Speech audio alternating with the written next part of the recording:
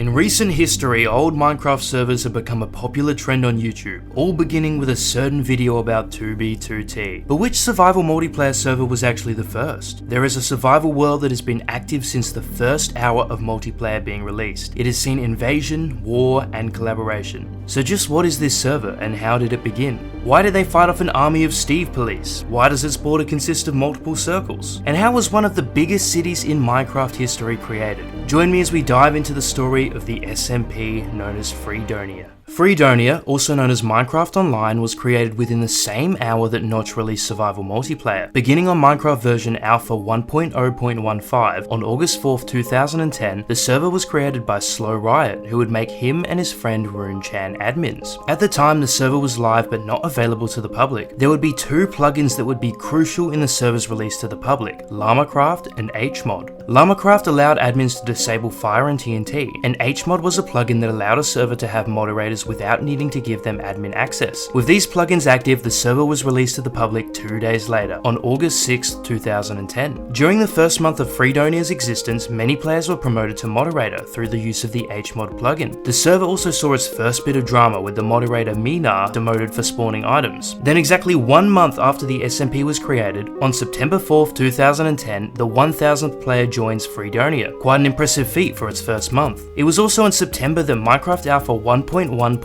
was released, enabling server-side inventory. This meant that true survival could now be enforced without the risk of players spawning in items. One of the earliest buildings in Freedonia was a large maze created by Slow Riot, Runechan, and Flipper, designed to test the problem-solving and endurance of the server's players. The maze was based off of the Overlook Hotel's maze from The Shining, and would be completed with the finishing touch of snow atop the maze walls. If you're enjoying this video so far, don't forget to subscribe. We got tons of awesome videos to come. Back to it. The server was thriving, and continuing into 2011, many settlements were beginning to be established. The underworld was a large underground cavern dug out entirely by hand. Constructed in April of 2011, it was to act as a communal mining area, as well as containing underground links to other settlements. Project Anubis, also known as the Nexus, created in the same month, aimed to link all of Freedonia through an extensive network of portals. Headed by the Freedonia Portal Co., it was contracted to combat the slow speed of railway. There was also a castle named Glen Fiddish, founded in May of 2011 by Andrew Dio. The legend says that the castle was created long ago by Duke Dirtz, the ruler of the surrounding country. This was a cold and unpleasant time, as the invention of glass windows was yet to be, and the Duke's castle was primarily made out of stone. But we'll talk more about this castle later in the video. And then on May 15th, disaster struck the lands of Freedonia, and a group of griefers flooded the server. To fight off the invaders, the admin Kreneth granted all regular players immunity and diamond swords, asking that they closely watch any new players. You see, griefing was actually outlawed in Freedonia and would result in a ban from the server. If a grief happened, it would be reported to staff who would endeavour to replace any missing blocks. The server succeeded in warding off the invaders, and the event came to be known as the May Unrest. 5 days later, however, another invasion attempt would occur by a player named Fruity Mario 24, who had set his spawn point in the house of Okoshima, covertly causing damage. A player named Charles Batchelor, who happened to be passing through the area, caught wind of the invasion attempt and began defending Okoshima's hut. But weirdly, every time Fruity Mario would die, a Steve would be summoned, creating an army and a full-on war. As the army of Steve police grew, assistance was called, and other players came to defend the base. The battle would rage on through the night. The army was defeated, and the battle was dubbed the Defense of Okoshima's Hut.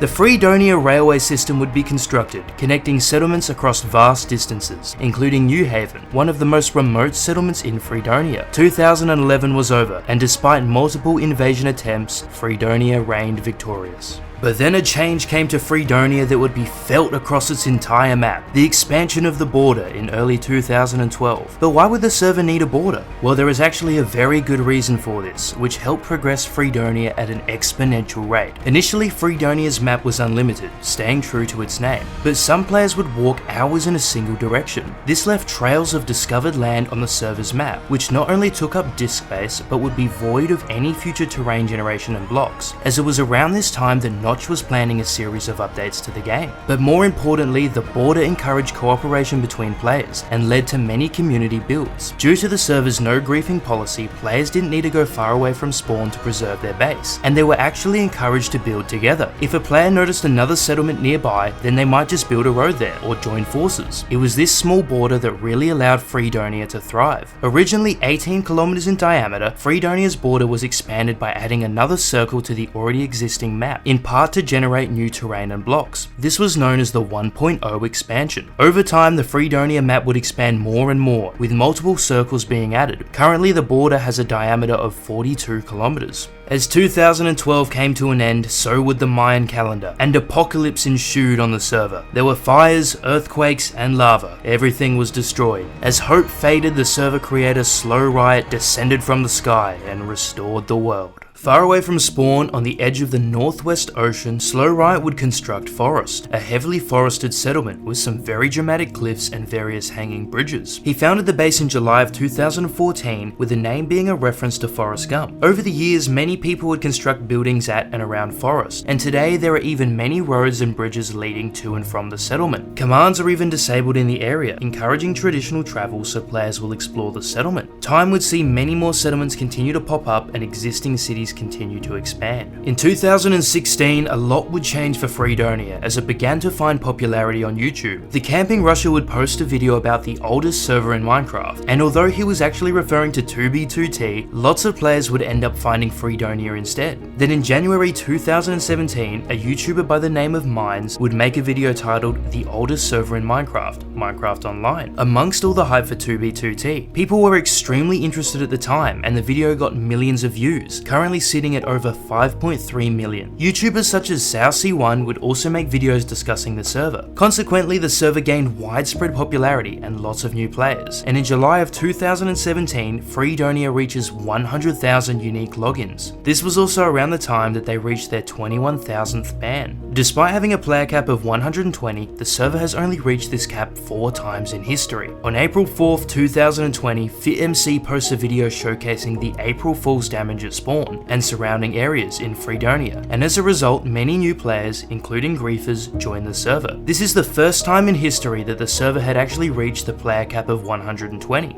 Over the coming days, the admins and mods would attempt to deal with a massive influx of players, and only 8 days later the server would actually reach 200,000 unique logins. At the time, the server was on version 1.7.10, but during the April Fool's event, the server would actually go back in time to version 1.4.6. They would finally update to 1.12.2 on April 3rd, 2021, after 6 years, reaching over 100 players on that day. They have not updated since then. Due to the no griefing policy, many settlements built in Freedonia's history are still in good condition and have expanded into incredible cities. Glenfiddich, as we mentioned before, which began as a castle, has expanded into one of the largest cities in Freedonia, with a deep history and even a guide to living there. There are also rumours that a great evil is lurking somewhere below the city. The only known photograph was retrieved from the body of an unfortunate adventurer. Drum City, created sometime in 2011, was planned from its inception, with roads and building spaces allocated prior to any construction. Founded by Tonedial, with members including Slow Riot, it was located in close proximity to spawn, and was the first fully planned city in Freedonia. To this day, it is one of the most well-recognized cities on the server.